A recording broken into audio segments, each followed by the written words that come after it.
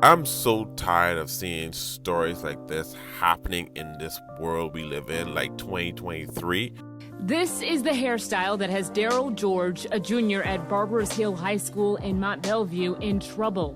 It is a part of who we are. He's been in school suspension since August 31st. That's the same week Texas outlawed racial discrimination based on hairstyles. I had a meeting with the principal and assistant principal, and they said that it's because the Crown Act doesn't cover the length of his hair. According to the dress code posted to BHISD's website, the policies were established to teach grooming and hygiene, instill discipline, and ensure students are dressed in a manner that is clean and neat. For male students, that means their hair cannot extend below their eyebrows or earlobes, not even if the hair is gathered or pulled back. Why is black hair still being discriminated against? This is so crazy and annoying. Why? Why is black people just want to grow the hair that grows naturally out their scalp? Why is it demonized? Why is it labeled unprofessional, unkept? You could have it nicely styled, freshened up, moisturized to the gods, and they will still have a problem with your hair. And I'm glad that the parents of this 17-year-old boy has decided to sue the school and the state for this nonsense. I'm sure if you see his white counterparts, I'm sure those white boys have their hair long to their shoulders, waving around, raise their dude. I mean, like, surf up, dude. They just swinging that hair left and right, left and right, left and right with no problem. It's always black people, especially black boys, that are being demonized for just growing their hair. And the sad part about this is even worse when it's in a predominantly black country and they're doing nonsense like this. Like, one of my friends told me he lost a potential job because they want him to cut his hair. He had it groomed. Why? Why is it that black people, I understand this all stemmed from a slave trade that no one wants to talk about, but still, why is it that in a predominantly black, I answer my question by saying a slave trade traumatized, that we are programmed in our mind to think black hair is bad. Only time they praise black hair if it's curly, you have a mixed texture.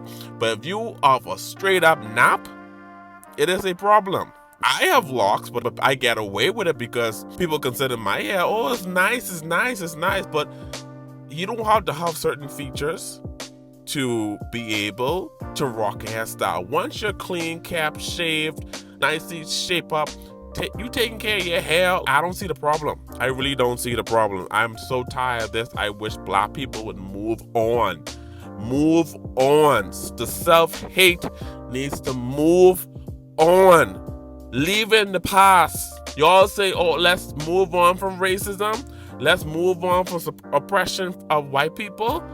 It's the past, it's the past. Then leave the racist rhetoric about our hair in the past along with that. Leave the self-hate in the past. The hair, the bleaching, discrimination, leave it in the past. Black people, we have to make the change.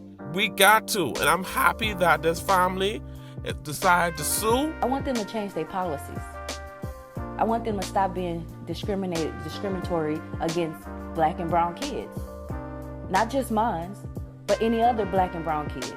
Wish that more parents in my country will stick up and say, you know what? I want my son.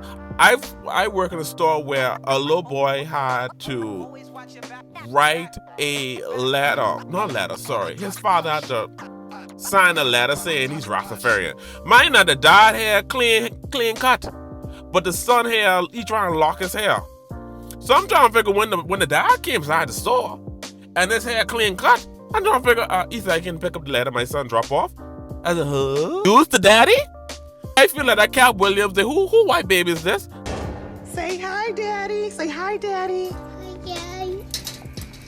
Whose goddamn white baby is that? That's how I look at this man who has clean cut. His daddy is bald like my father on. And his son's going to school for Rastafarian.